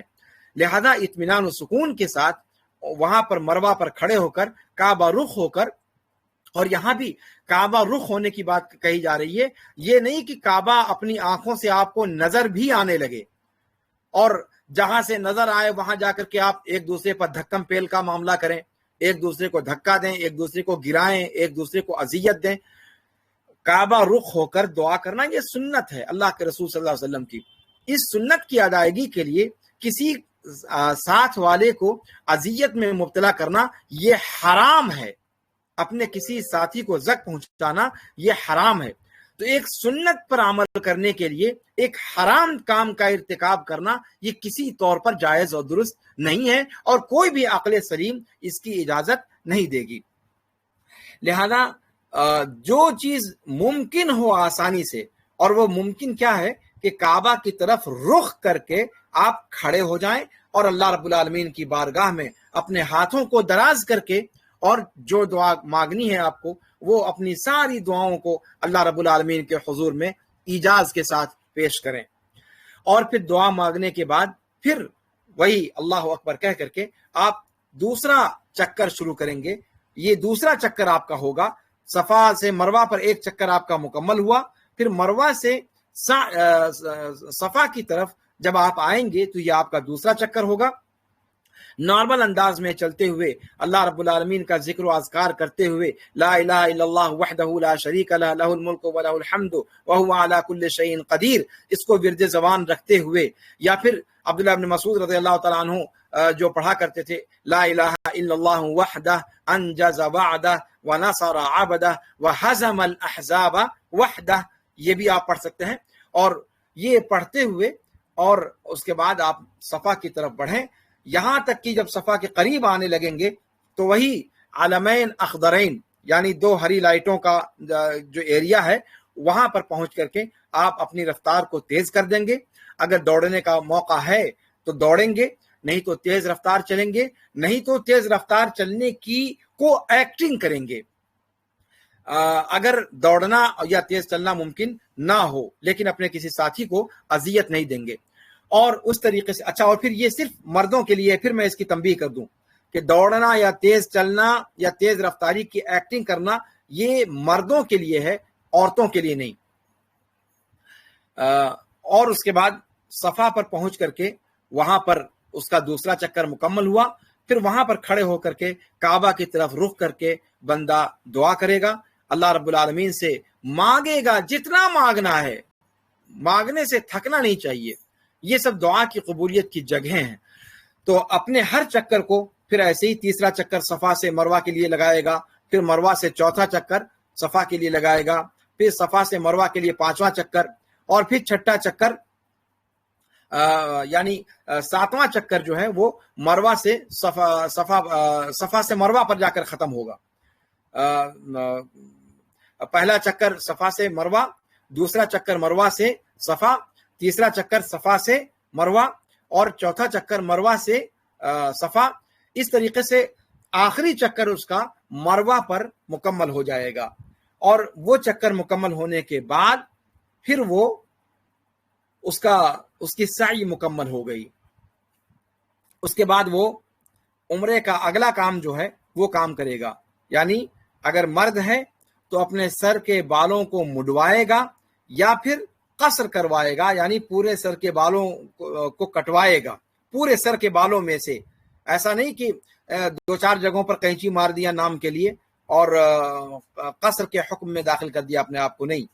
یہ منہ شگافیاں یہ بہت سارے تقلیدی مذاہب کی دین ہیں، اور یہ سنت کے بالکل خلاف ہے۔ پورے سر کے بالوں کو کٹوانا ضروری ہے، اور کٹوائیں آپ، چاہے اس کی مقدار کٹوانے کی جو بھی ہو، لیکن پورے سر کے بالوں سے کٹوائیں، یا مڈوائیں یا کٹوائیں۔ اور عورتوں کا معاملہ یہ ہے کہ عورت ظاہر سی بات ہے اس کو تو قصر یا حلق کروانا نہیں ہے، وہ کیا کرے گی کہ اپنے سارے سر کے بالوں کو اکٹھا کر کے ایک پور برابر قینچی سے کاٹ لے گی، ایک پور برابر بال، اپنے پورے بالوں کو جمع کر کے ایک پور کے برابر وہ جو ہے بال کاٹ لے گی، اور اس کا یہ حکم، یہ قصر یعنی بال کاٹنے کا جو اس کا حکم ہے وہ اس کا ادا ہو گیا۔ تو اس طریقے سے عمرہ مکمل ہو گیا۔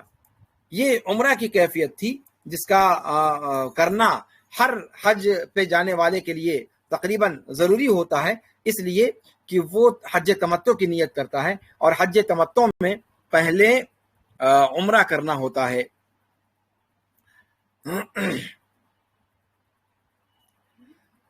ایک چیز یہاں پر میں ذکر کرنا بھول گیا، اور وہ یہ کہ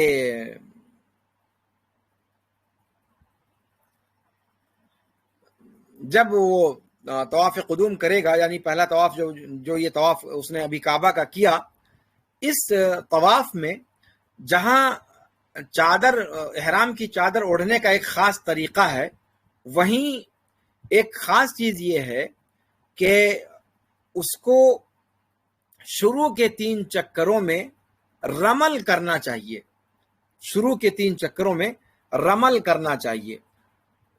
اور وہ رمل کیا ہے؟ یعنی تیز چلنا، چھوٹے چھوٹے ڈگ بھر کر تیز چلنے کی کوشش کرے شروع کے 3 چکروں کے اندر۔ جی، یہ دونوں چیزیں اللہ کے رسول صلی اللہ علیہ وسلم کی سنت ہیں، اور اگر یہ کرنا ممکن ہو تب یہ کرے، اور اگر ایسا کرنا ممکن نہ ہو تو کوئی ضروری نہیں ہے۔ البتہ استباع جو ہے اس میں تو کوئی بھیڑ بھاڑ کا مسئلہ نہیں ہو، تو آپ کی چادر اوڑھنے کی کیفیت کا نام ہے، تو وہ کرے گا آدمی۔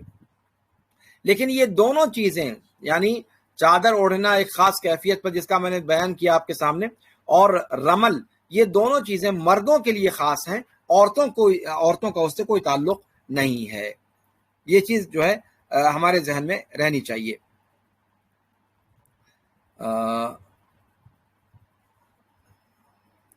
اسی طریقے سے طواف کرتے ہوئے جیسے حجر اسود کے بارے میں ہم نے بتایا، ویسے رکن یمانی، جہاں رکن یمانی اور حجر اسود جس کے درمیان ربنا آتنا پڑھنا ہے، رکن یمانی کو اگر چھو سکتا ہے بندہ تو چھوئے گا،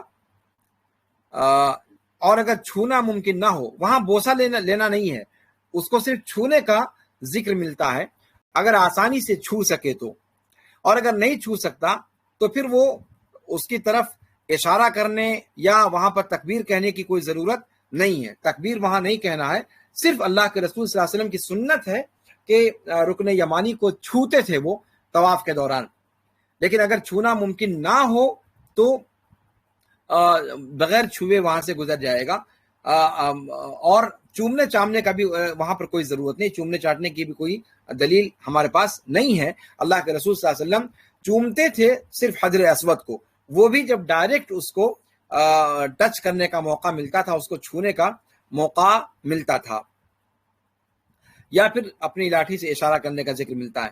اور اگر وہ دونوں چیزیں ممکن نہ ہو تو یہاں بھی چومنے کی کوئی ضرورت نہیں ہے، اور صرف بسم اللہ اللہ اکبر کہہ کر کے اور اپنا اگلا چکر شروع کرے گا۔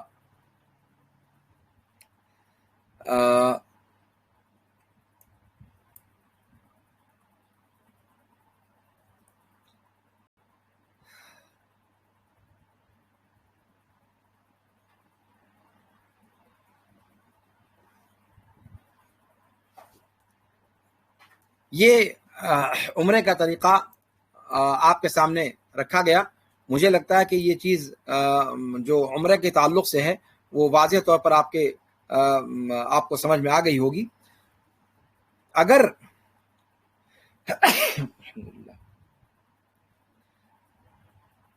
عمرے کے تعلق سے کوئی سوال ہو آپ کے ذہن میں تو آپ چیٹ کے ذریعے سے، یا جو لوگ ٹیلی گرام پر مشاہدہ کر رہے ہیں وہ ٹیلی گرام پر استفسار کر سکتے ہیں۔ اپنی حد تک میں نے کوشش کی ہے کہ اہم چیزوں کو بیان کر دوں۔ بہرحال عمرہ کرنے کے بعد پھر حج تمتع کرنے والے جو لوگ جاتے ہیں بلاد ہند سے یا نیپال سے یا پھر پاکستان سے، بنگلہ دیش سے، عام طور سے حج تمتع کرنے والے، یہ لوگ حلال ہو جائیں گے۔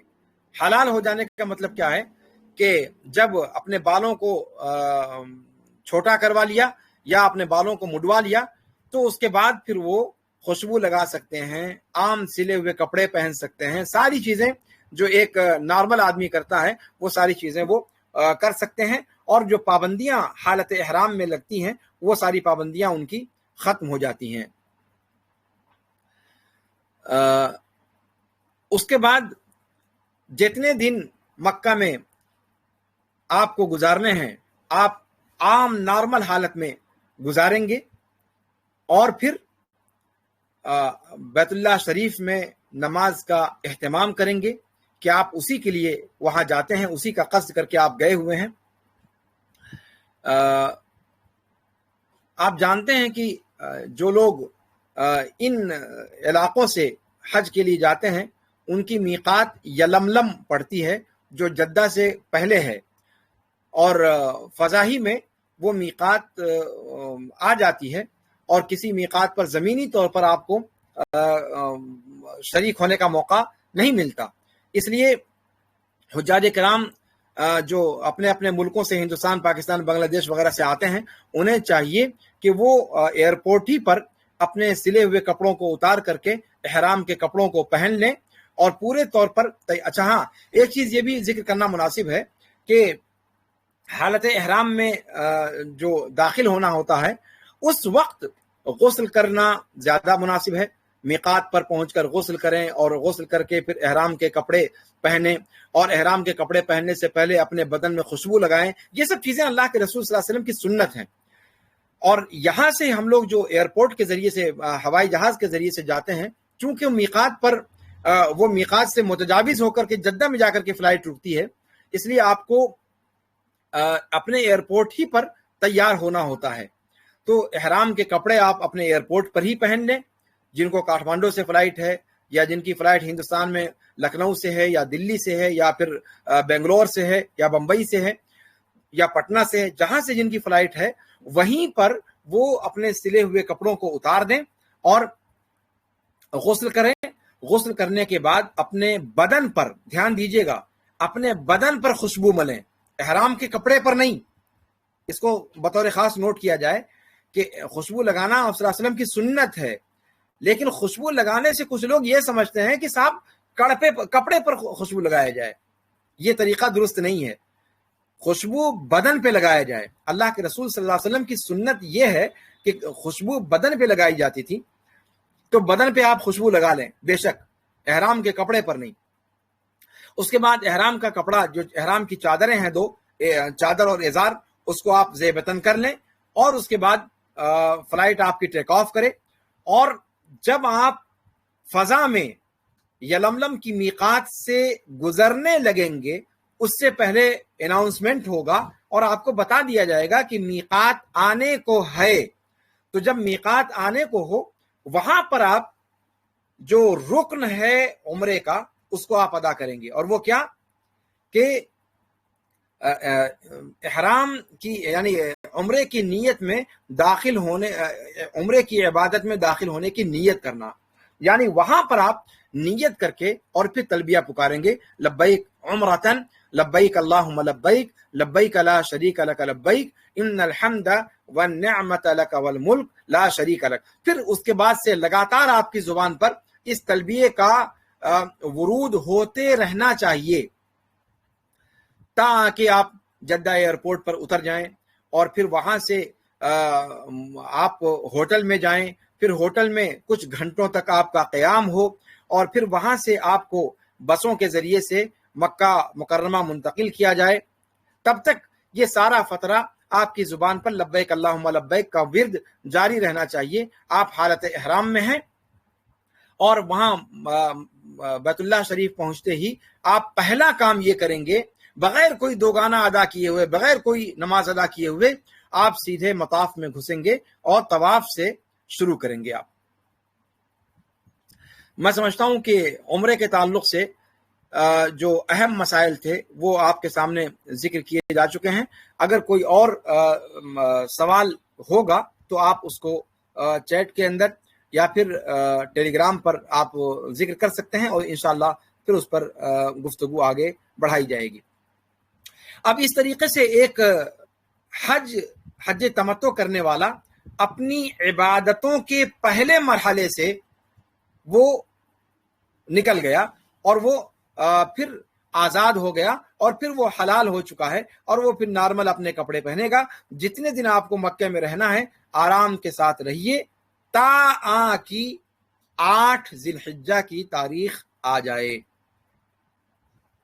8 ذی الحجہ کی تاریخ آ جانے کے بعد پھر اپنے اپنے ہوٹل سے آپ غسل کریں گے اور پھر سے انہی 2 چادروں کو، ایک کو ازار کے طور پر اور ایک کو چادر کے طور پر پہنیں گے، اور چادر پہننے سے پہلے خوشبو لگائیں گے جس طریقے سے آپ نے اس سے پہلے کیا تھا ایئرپورٹ پر. وہی کام دوبارہ کریں گے لیکن اپنے ہوٹل کے اندر. یہاں آپ کو کہیں جانا نہیں ہے، یہاں مکہ کے اندر جہاں پر آپ ٹھہرے ہوئے ہیں نا اسی جگہ پر آپ کو غسل کرنا ہے اور اپنے ہوٹل ہی کے اندر تیار ہونا ہے اور عام سلے ہوئے کپڑوں کو اتار کر کے اور پھر احرام کی چادروں کو پہننا ہے، ایک کو ازار کے طور پر ایک کو چادر کے طور پر، خوشبو لگانے کے بعد. اور پھر وہیں سے آپ لبیک حجن کہہ کر پھر اس کے بعد لبیک اللہم لبیک لبیک لا شریک لک لبیک ان الحمد والنعمت لک والملک لا شریک لک کہتے ہوئے نکل پڑنا ہے میدان منا کے لیے. اور منا کے میدان میں آپ کو 8 تاریخ کو پہنچ جانا ہے اپنی اپنی جگہوں پر، اپنے اپنے خیموں میں. اگر بسوں کے ذریعے سے منتقل کیا جا رہا ہے تو جو بھی آگے پیچھے پہنچایا جا رہا ہے وہ اپنے اپنے وقت کے حساب سے آپ گاڑیوں کے ذریعے سے جائیں.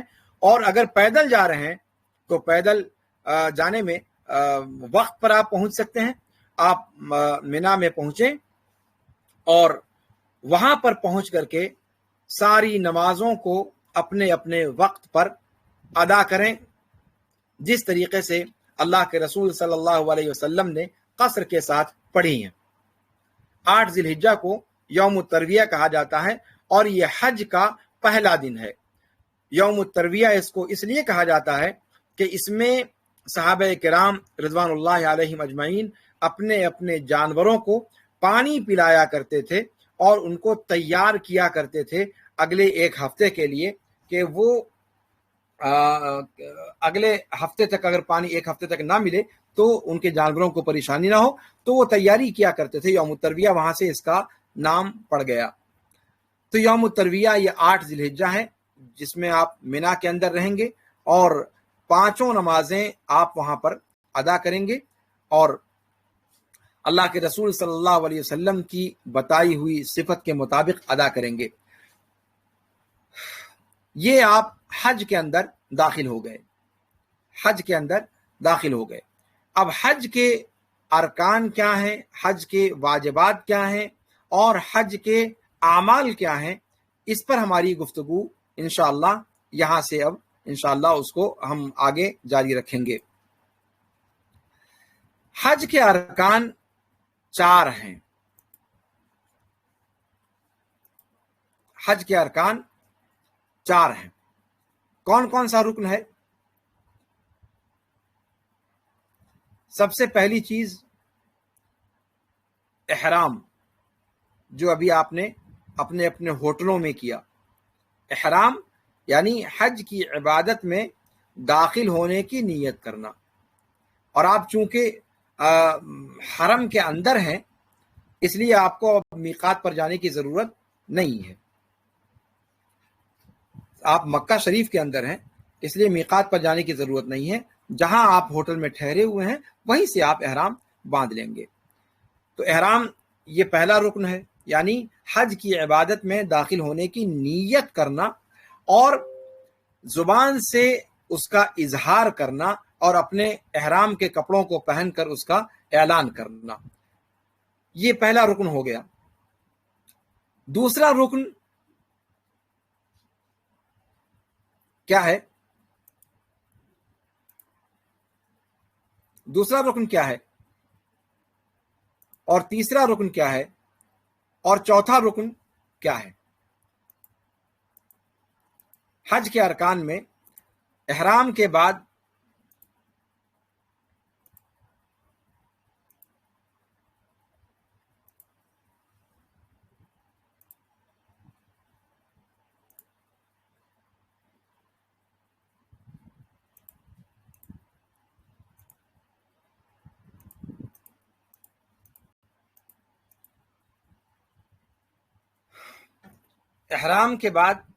پھر اسے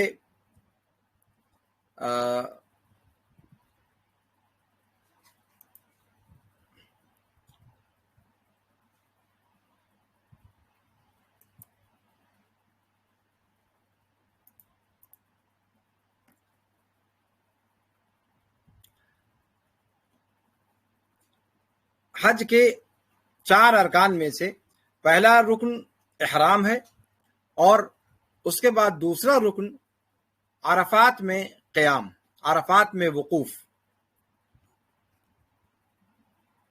جو لوگ ٹیلی گرام پر ہیں وہ تھوڑا سا توقف کریں۔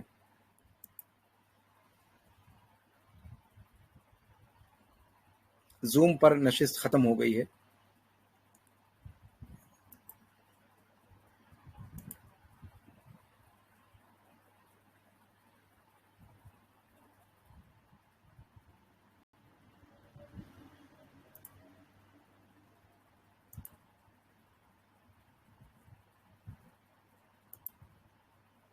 زوم پر اپنے بھائیوں کو جڑنے دیں، پھر اس کے بعد گفتگو آگے بڑھتی ہے انشاءاللہ۔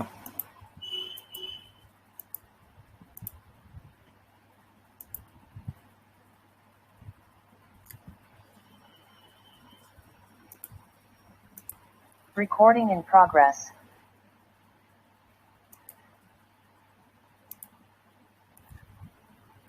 جی، تو بات یہ چل رہی تھی کہ حج کے ارکان میں 4 چیزیں ہیں جن کو ذہن میں رکھنے کی ضرورت ہے۔ 4 ارکان ہیں حج کے۔ نمبر 1 احرام، نمبر 2 عرفات میں قیام، وقوف، اور تیسرا رکن طواف افاضہ، اور چوتھا رکن صفا اور مروہ کی سعی۔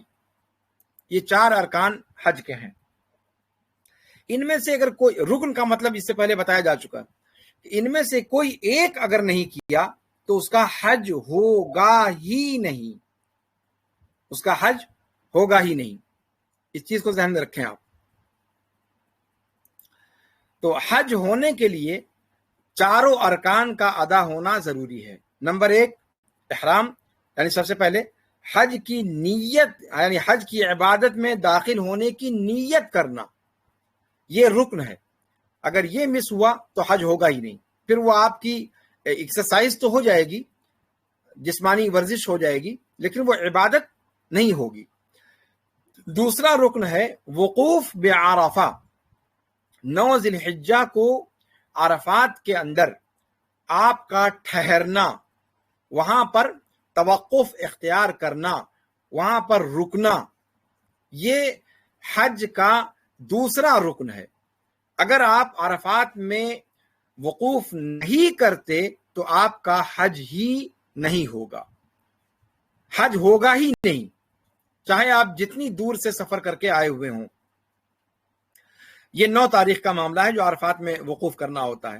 اس کی تفصیل ابھی آگے آئے گی کہ عرفات میں وقوف کب تک مانا جائے گا، کیا 9 تاریخ کو سورج غروب ہونے سے پہلے پہلے پہنچنا ضروری ہے، یا اس میں اور کچھ تفصیلات ہیں جس کو علماء کرام نے جن کو بیان کیا ہے، وہ تفصیل انشاءاللہ آگے بیان کی جائے گی۔ تو عرفات میں وقوف یہ دوسرا رکن ہے۔ تیسرا رکن ہے طواف افاضہ، طواف افاضہ، اور چوتھا اور آخری رکن ہے صفا اور مروہ کی سعی۔ یہ 4 ارکان ہیں حج کے جن کا کرنا ازبس ضروری ہے، اور جس کے بغیر حج ہوگا ہی نہیں۔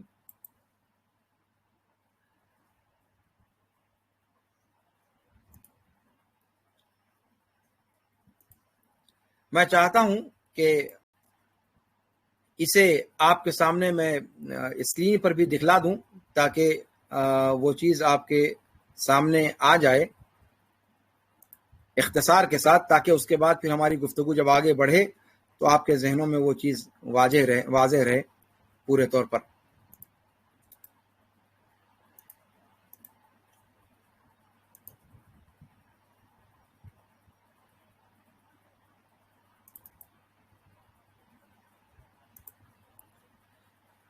جی، یہ آپ کے سامنے اسکرین پر دکھائی دے رہا ہوگا صفت الحج، حج کا طریقہ کیا ہے۔ اختصار کے ساتھ پہلے اس نقشے کو ہم سمجھ لیں اور اس کے بعد انشاءاللہ ان پر تفصیل سے گفتگو کی جائے گی۔ حج کے ارکان، سب سے پہلی چیز حج کے ارکان، تو حج کے 4 ارکان ہیں۔ نمبر 1 احرام، نمبر 2 وقوف بعرفہ، نمبر 3 طواف افاضہ، اور نمبر 4 سعی بین الصفا والمروہ، یعنی صفا اور مروہ کی سعی۔ یہ چیز بالکل آپ کے سامنے واضح ہونی چاہیے کہ ارکان میں سے اگر کوئی رکن چھوٹ جاتا ہے تو حج کی عبادت ہوگی ہی نہیں۔ ارکان کے بعد نمبر آتا ہے واجبات کا، یہ کرسر آپ کے سامنے دکھائی دے رہا ہے، میں اس پر کرسر ڈال رہا ہوں۔ واجبات الحج، حج کے اندر واجبات کیا ہیں؟ جو چیزیں حج کی عبادت میں واجب ہیں ان میں سے اگر کوئی چیز چھوٹتی ہے تو دم دینا واجب ہوگا۔ دم کے بغیر جو ہے وہ حج مکمل نہیں ہوگا۔ دم دے کر کے حج انشاءاللہ اس نقص کی تکمیل ہو جائے گی اگر کوئی چیز واجبات میں سے چھوٹی ہے۔ واجبات کیا ہیں؟ الاحرام من المیقات، میقات سے احرام باندھنا، جس کا ذکر اس سے پہلے میں آپ کے سامنے کر چکا ہوں کہ اگر کوئی بندہ خالص حج کی نیت کر کے ہی آ رہا ہے، عمرہ اسے نہیں کرنا، تو پھر وہ میقات سے احرام باندھے گا اور حج کی عبادت کی نیت کرے گا۔ لیکن یہ معاملہ آپ کے لیے نہیں ہے۔ جو یہاں سے جانے والے حجاج ہوتے ہیں وہ عمرہ کر کے فارغ ہو چکے ہوتے ہیں اور میقات پر حج کے لیے ان کا پھر حج کے احرام کے لیے ان کو میقات پر جانا نہیں ہے، بلکہ وہ اپنے ہوٹل ہی سے باندھ لیں گے، تو میقات کا معاملہ ان کے یہاں ہے ہی نہیں۔ دوسرا واجب کیا ہے؟ الوقوف بعرفہ الی الغروب۔ دوسرا واجب کیا ہے کہ عرفات میں 9 ذی الحجہ کو پہنچ کر آفتاب کے غروب ہونے تک، سورج ڈوبنے تک وہاں پر ٹھہرنا، یہ واجب ہے۔ یعنی اگر آپ پہلے نکل آتے ہیں تو آپ کو دم دینا ہوگا، ورنہ آپ کا حج مکمل نہیں ہوگا، ناقص رہے گا۔ اسی طریقے سے مزدلفہ میں رات گزارنا، عرفات سے کوچ کر کے حجاج کرام مزدلفہ پہنچتے ہیں تو مزدلفہ میں 10 ذی الحجہ کی رات کو گزارنا، یعنی 9 ذی الحجہ اور 10 ذی الحجہ کے بیچ کی رات کو عرفہ کے اندر مزدلفہ کے اندر رات گزارنا۔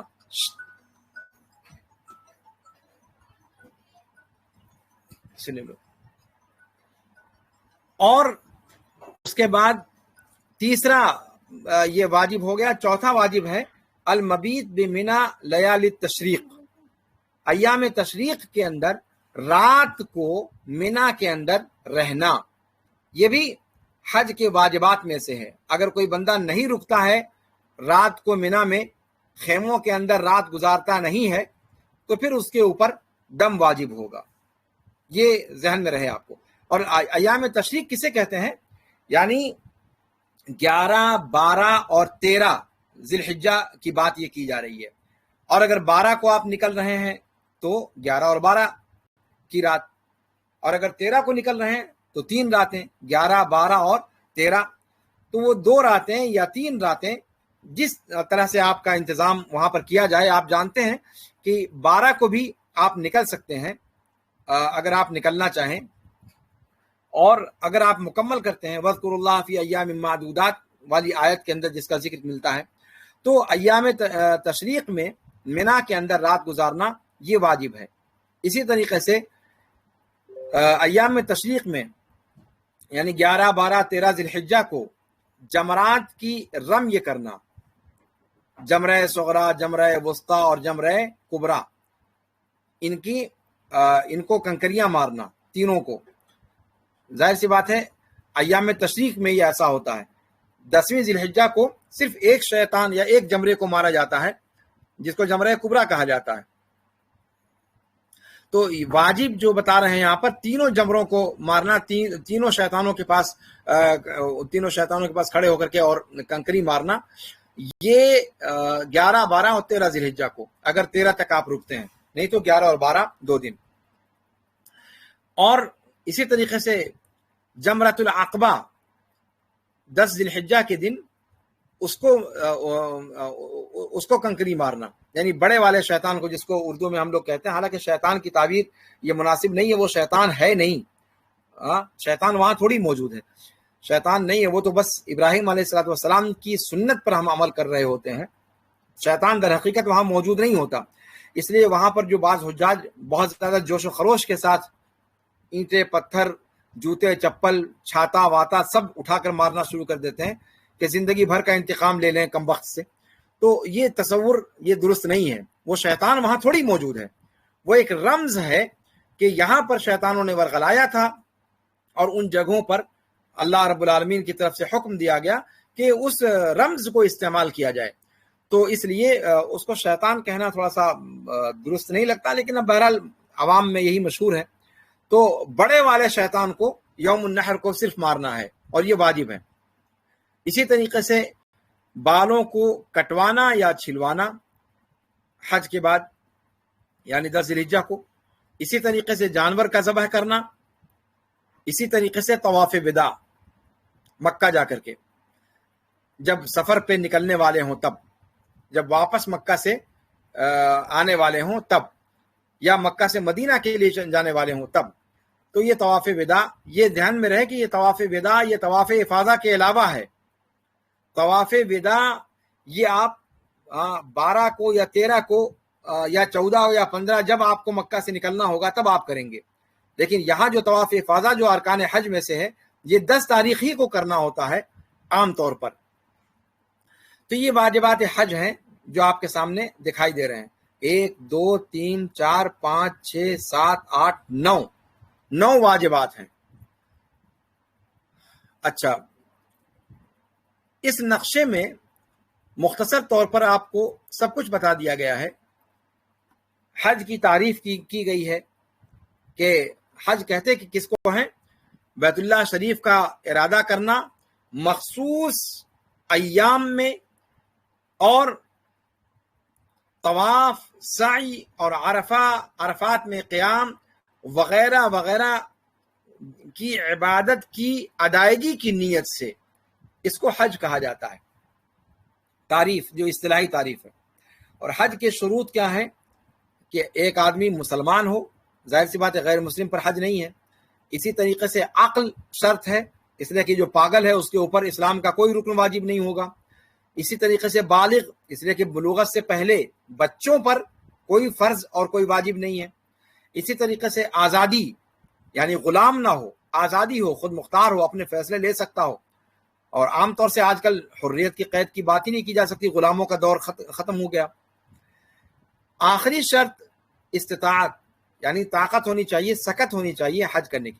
اگر یہ شرطیں پائی جاتی ہیں تو ایک بندے کے اوپر حج واجب ہو جاتا ہے اور تاخیر کرنا اس کے لیے مناسب نہیں ہے. یہاں پر آپ کے سامنے احرام باندھنے کی جو جگہیں اللہ کے رسول صلی اللہ علیہ وسلم نے متعین کی ہیں اس کو بیان کر دیا گیا ہے. مواقیت الاحرام، مکہ میں دنیا کے مختلف خطوں سے آنے والے لوگوں کے لیے الگ الگ جگہوں سے آنے والوں کے لیے الگ الگ میقات ہے. مدینہ سے اگر کوئی آ رہا ہے تو اس کی میقات ذوالحلیفہ ہے. اگر یمن کی طرف سے کوئی شخص آ رہا ہے تو اس کی میقات یلملم ہے. مغرب اور شام والوں کا جحفہ ہے. اہل نجد، ریاض وغیرہ کی طرف سے اگر کوئی آ رہا ہے تو اس کی میقات قرن المنازل ہے. عراق والے جو آتے ہیں عراق کی طرف سے، ان کا میقات ذات عرق ہے۔ یہ مواقیت اللہ کے رسول صلی اللہ علیہ وسلم نے متعین کی ہیں۔ عام طور سے جو ہمارے یہاں سے لوگ جاتے ہیں ان کو اس میقات پر سے گزرنا ہوتا ہے، اور یہ میقات جدہ سے پہلے ہی پڑ جاتی ہے۔ تو میقات سے حج اور عمرہ کی نیت کرنے والا بندہ بغیر احرام کے وہاں سے وہ گزر نہیں سکتا۔ یہ میقات پر اس کو احرام کے کپڑوں میں بھی اور احرام کی نیت میں بھی یہاں پر ضروری ہے کہ وہ داخل ہو، اس کے بعد یہاں سے تجاوز کرے۔ حج کی جو 3 قسمیں آپ کے سامنے میں نے بیان کی تھی وہ یہ ہیں۔ حج کی پہلی قسم ہے حج تمتع، حج کی دوسری قسم ہے حج قران، اور حج کی تیسری قسم ہے حج افراد۔ عام طور سے جو جس حج کی نیت ہم لوگ کرتے ہیں وہ ہے حج تمتع، اس لیے کہ عام طور سے حج سے بہت پہلے ہم لوگ نکلتے ہیں، حج سے 15 دن پہلے، 20 دن پہلے عام طور پر، جیسا کہ نیپال کے حجاج کا قافلہ پہنچ بھی چکا، تو اتنا پہلے جانے والا حج قران اگر کرے گا تو اس کے لیے کافی زحمت ہوگی، اور حج افراد کرے گا تو اور زیادہ زحمت ہوگی۔ اس لیے حج تمتع ہی افضل بھی ہے اور یہی اسہل بھی ہے، اس لیے حج تمتع ہم لوگ کرتے ہیں، اور ابھی تک جو باتیں آپ کے سامنے رکھی گئیں وہ حج تمتع ہی کی ہیں۔ اور حج تمتع کسے کہتے ہیں کہ تنہا الگ سے ایک مستقل عمرے کا احرام باندھے حج کے مہینوں میں، اور عمرہ سے حلال ہونے کے بعد، عمرہ مکمل کرنے کے بعد پورے طور پر حلال ہو جائے، اور 8 ذی الحجہ کو صرف حج کا احرام پھر دوبارہ باندھے، جس کی تفصیل بھی آپ کے سامنے میں نے بیان کی۔ اور حج قران کسے کہتے ہیں؟ حج قران کہتے ہیں کہ عمرہ اور حج دونوں کی نیت، دونوں عبادتوں کی نیت کر کے اور احرام باندھے، اور جب مکہ پہنچے تو طواف قدوم کرے، اور عمرہ اور حج اور عمرہ کی سعی کرے، ایک سعی جو دونوں کے لیے کافی ہوگی، اور پھر اپنے احرام کے کپڑوں میں باقی رہے یہاں تک کہ 10 ذی الحجہ کو وہ بقیہ اعمال انجام دینے کے بعد حلال ہو۔ اس کو حج قران کہتے ہیں۔ حج افراد کسے کہتے ہیں؟ کہ صرف حج کا احرام باندھے، جب مکہ پہنچے تو طواف قدوم کرے اور حج کی سعی کرے، اور اپنے احرام کی حالت میں باقی رہے یہاں تک کہ 10 ذی الحجہ کو وہ حلال ہوگا۔ تو یہ دونوں قسمیں جو قران اور افراد ہیں، یہ عام طور سے یہاں کے حجاج کے لیے نہیں ہیں۔ عام طور سے جو حجاج یہاں سے جاتے ہیں وہ حج تمتع کی نیت کر کے جاتے ہیں، اور یہی حج آسان بھی ہے۔ تو آج کے درس میں گویا ہم نے حج کے اقسام کو پڑھا، اور حج تمتع کے طریقوں میں عمرے کا طریقہ ہم نے مکمل پڑھ لیا، اور 8 ذی الحجہ کو ہم مینا بھی پہنچ گئے حج کا احرام باندھ کر، اور پھر واجبات حج سے بھی ہم واقف ہو گئے کہ حج کے ارکان کیا ہیں اور حج کے واجبات کیا ہیں۔ اب اس کے بعد انشاءاللہ 8 ذی الحجہ کے کام کیا ہیں، 9 ذی الحجہ کے کام کیا ہیں، 10 ذی الحجہ کے کام کیا ہیں، اور 11، 12 اور 13 کے کام کیا ہیں، ان کو انشاءاللہ ترتیب وار اختصار کے ساتھ اگلے درس میں بیان کروں گا۔ آج کا درس اسی پر ختم کیا جاتا ہے۔ اگر آج کے درس میں جو باتیں بیان کی گئیں ان میں اگر کہیں پر کوئی چیز غیر واضح ہو، کوئی چیز سمجھ میں نہ آئی ہو، یا کسی تعلق سے کوئی استفسار ہو، تو آپ زوم کے چیٹ پر بھی کر سکتے ہیں، یا پھر ٹیلی گرام کے گروپ سیکشن پر بھی آپ وہاں پر اپنے سوالات ڈال سکتے ہیں، اور میں انشاءاللہ حتی المقدور ان کا جواب دینے کی کوشش کروں گا۔ ھذا وصلی اللہ وسلم علی نبینا محمد وعلی آلہ وصحبہ اجمعین۔ سبحانک اللہم وبحمدک، اشہد ان لا الہ الا انت، استغفرک واتوب الیک۔ والسلام علیکم ورحمۃ اللہ تعالی وبرکاتہ۔